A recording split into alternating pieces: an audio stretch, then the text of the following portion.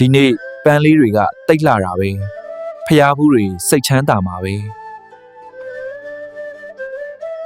ဒီနေ့တော့စိတ်ကတမျိုးလေးပဲဘာဖြစ်မှလဲမသိဘူး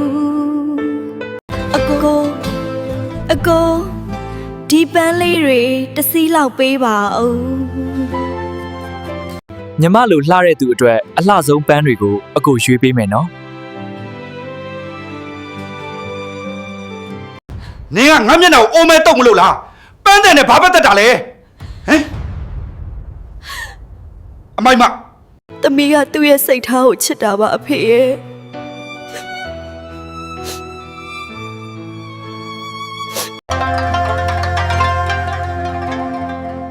ကိုတန်းနိုင်က